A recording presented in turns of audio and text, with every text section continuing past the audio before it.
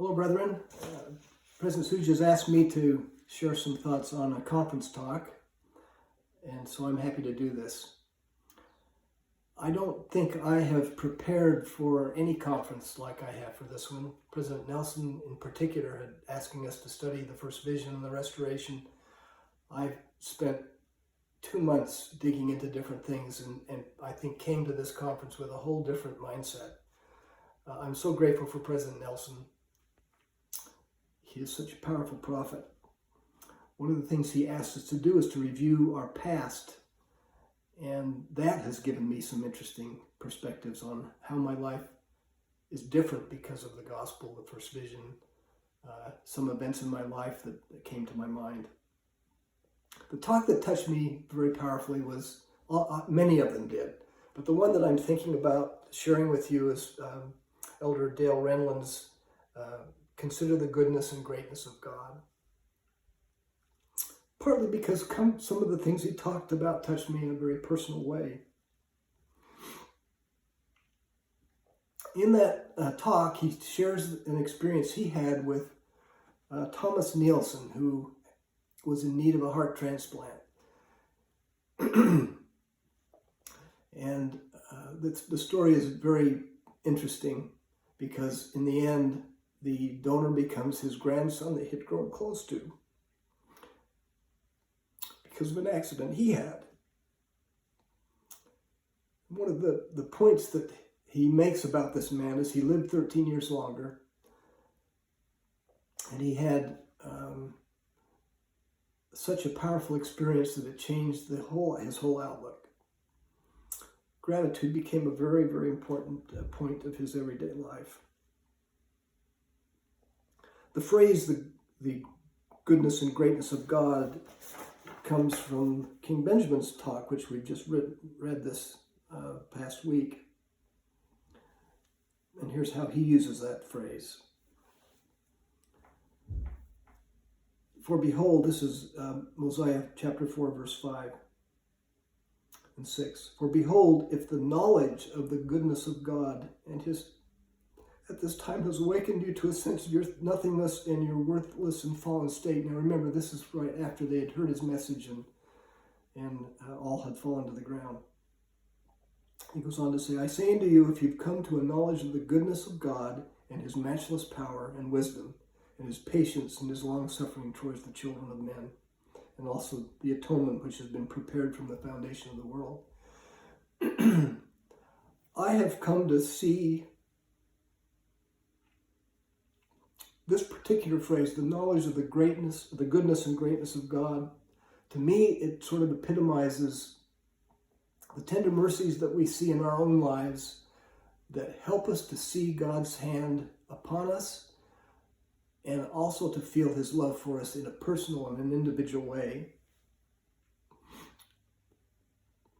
And again, I think that's why the story that Elder Renlund told about Thomas Nielsen had touched me, because it was so personal and so individual. To have developed this relationship with his grandson, who then became the donor of a heart.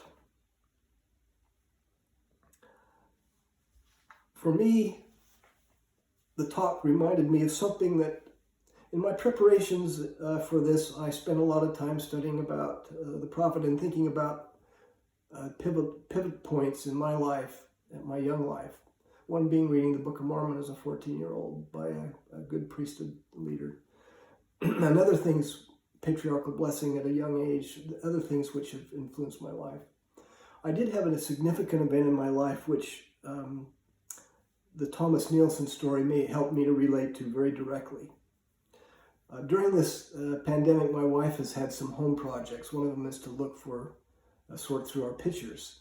And in that effort, she found some pictures of an event that happened in my life that I have seen now, not just because of preparing for conference, but I've seen it in an interesting light as a pivotal point in my life. And that was on the 23rd of August in 1996.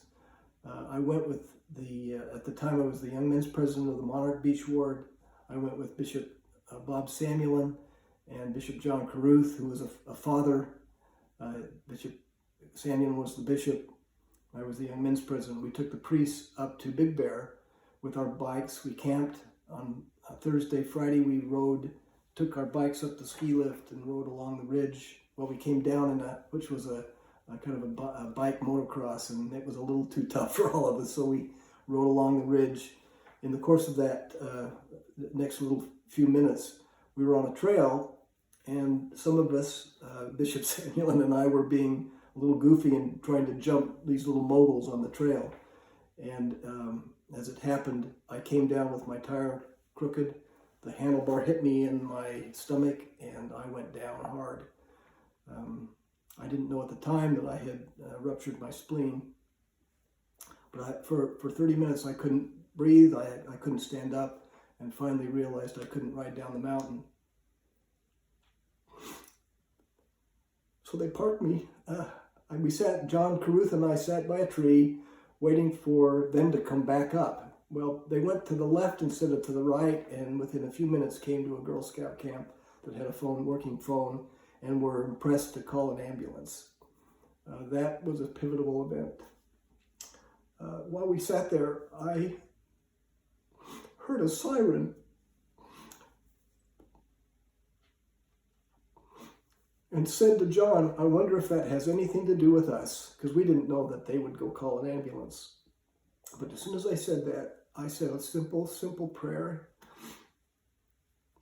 Heavenly Father, please help me. I saw pictures of a video of them arriving with the ambulance, the crew that had left. And I started sitting with my back to the tree, and I ended up flat on the ground. And I looked like I was death warmed over. John said I was going through shock at the time, but I was very conscious and very much at peace after that prayer. I was taken down to the Bear Valley Community Hospital. They quickly determined it was a ruptured spleen. And about the time they had done some testing, the nurse comes in and said, your friends are here, would you like to see them? Meaning John and Bob Samuel. My first instinct, there was a lot going on. I said, no, not right now. And then as soon as the nurse turned around, I had a powerful impression, no, you need a blessing.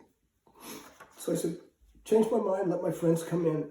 As I walked in, the monitor that was monitoring my blood pressure began to beep. The emergency room doctor looked at John and Bob and said, I don't know what you're going to do, but whatever it is, do it quick. It was a very short blessing. But the priesthood power in my prayer left me very much at ease and at peace. I should have bled to death. It was by the time they came in and that monitor beeped, which they gave me 2 liters of blood, I would have certainly been gone if we had not gone down off the mountain as quickly as we did.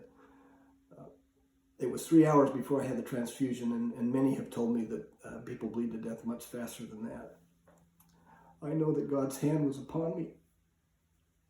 It became a changing, pivotal point in my life, and I know that our Father in heaven spared my life. I know that because of revelation, personal revelation that came after. And I know that that was a powerful witness to me of the greatness and goodness of God. Just one last point to make.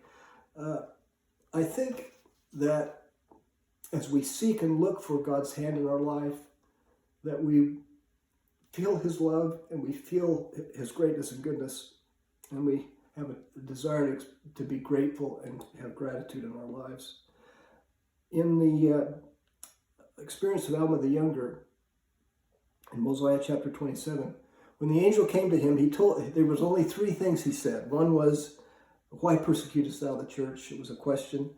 The second thing was a command. He said, remember the captivity of thy fathers. And then finally he gave him a warning to go his way and not persecute the church. But the one takeaway was, remember the captivity of thy fathers and heal them. Alma was true to that command, and there's evidence in different times when he talks about that experience and his remembering the captivity, the miracle of the deliverance of the people of Helam. I know when we do that, we feel God's love. We feel His personal interest in us. That strengthens our faith. It gives us a sense of gratitude. And I would encourage you, brethren, to take a few minutes, read that talk, by Elder Renlund, but in your own lives, think about how God has touched you in so many different ways.